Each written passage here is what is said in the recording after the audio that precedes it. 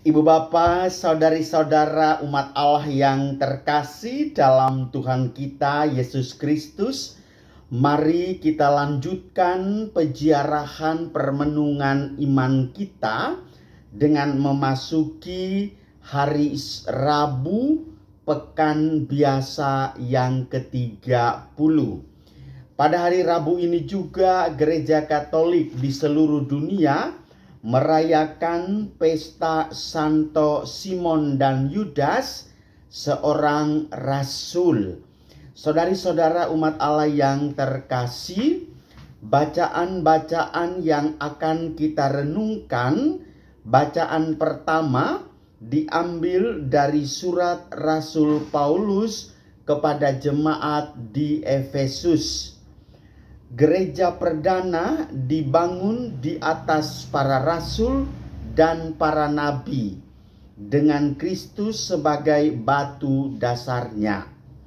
Rasul Paulus menegaskan hal ini untuk meneguhkan iman jemaat perdana dan menyadarkan mereka bahwa tubuh mereka juga adalah bait Allah. Oleh karena itu, marilah kita renungkan bahwa sesungguhnya tubuh diri kita ini adalah bait Allah, bait kudus. Maka saya teringat seorang ibu pernah bersering kepada saya dalam kesempatan rekoleksi para pasutri di Yogyakarta.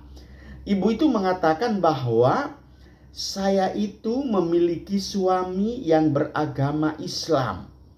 Dan dia terkenal seorang perokok kelas berat.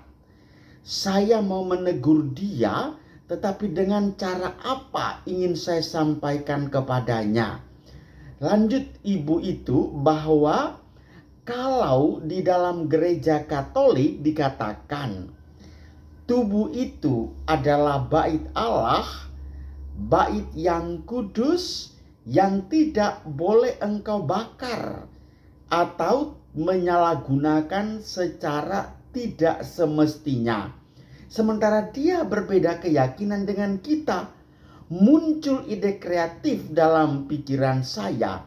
Saya mengatakan, Bapak, tubuhmu itu adalah bait Mekah. Luar biasa, tidak masalah. Yang penting mau memberitahu bahwa sesungguhnya kita semua tubuh adalah bait Allah.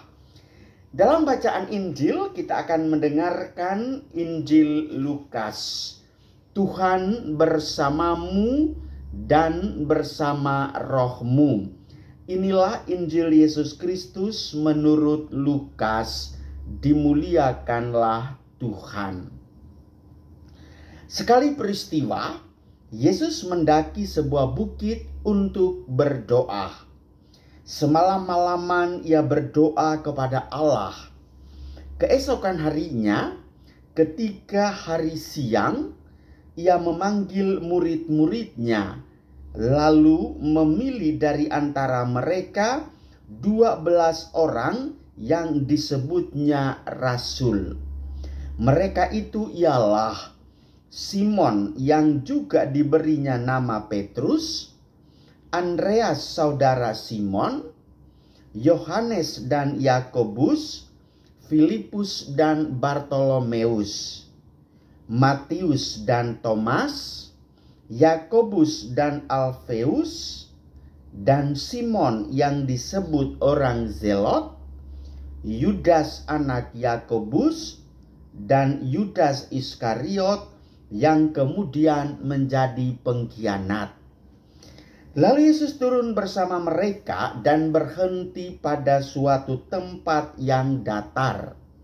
Di situ berkumpul sejumlah besar dari murid-muridnya dan banyak orang yang lain datang dari seluruh Yudea dan dari Yerusalem, dari daerah pantai Tirus dan Sidon.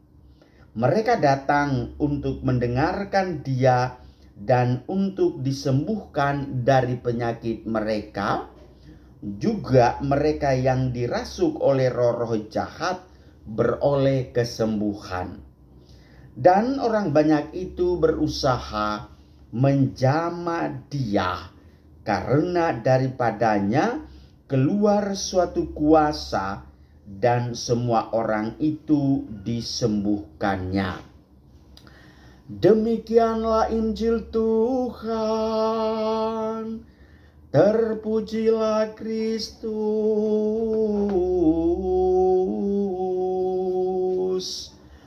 Saudari-saudara umat Allah yang terkasih dalam Yesus Kristus, ketika engkau membuka mata, ingatlah ada cinta yang menantimu. Ketika engkau melangkah pergi, ingatlah ada doa yang mengiringimu. Ketika engkau jauh dari seseorang, ingatlah pasti ada seseorang juga yang menunggumu. Ketika pagi hari engkau mendengar kicauan burung yang merdu, itulah salam rindu seseorang padamu, oleh Pastor Lawrence. Saudari-saudara umat Allah yang terkasih dalam Kristus, ingatlah doa-doa yang mengiringimu.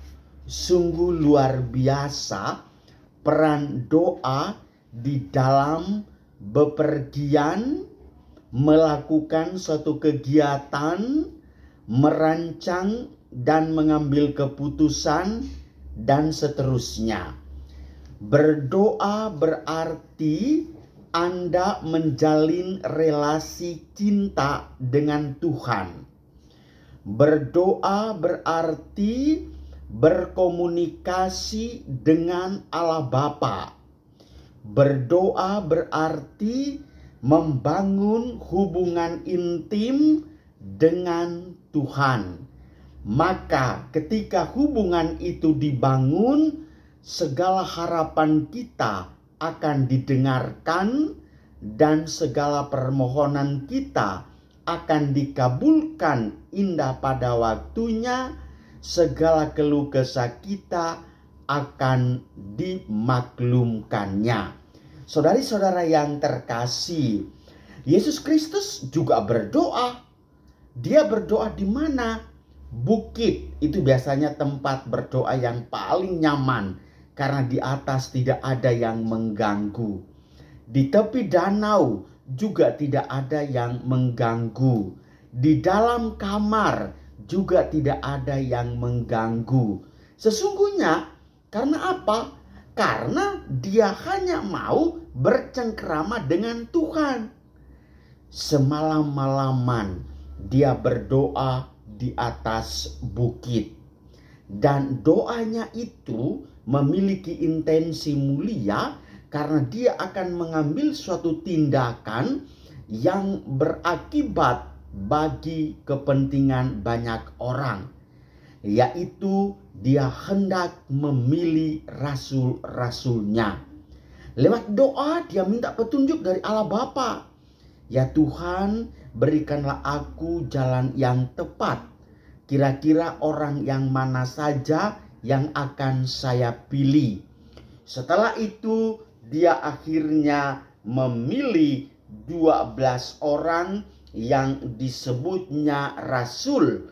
Termasuk Simon dan Yudas yang hari ini kita rayakan pestanya. Ini bukan hanya soal lamanya waktu yang panjang untuk berdoa. Karena ingat, Tuhan Yesus dalam kesempatan lain mengatakan, jikalau kamu berdoa, tidak usah kata-kata yang banyak-banyak. Tetapi berdoalah dengan cara demikian, Bapa kami yang ada di sorga, dan seterusnya. Untuk kali ini, dia meminta, Tuhan tunjukkanlah jalanku yang tepat. Karena apa? Masa depan gereja, tanggung jawab berat ada pada para rasul. Jadi kalau seandainya dia salah memilih, celakalah itu.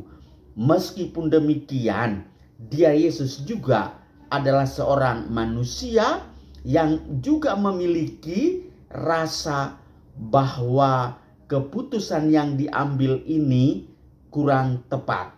Buktinya siapa? Yudas Iskariot.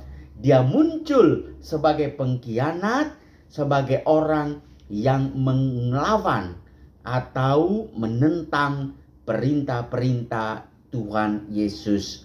Saudari-saudaraku yang terkasih, oleh karena itu, kepada ibu bapak para pendengar setia YouTube Serambi Religius, saya mengajak, hendaklah setiap kegiatanmu awalilah dengan doa.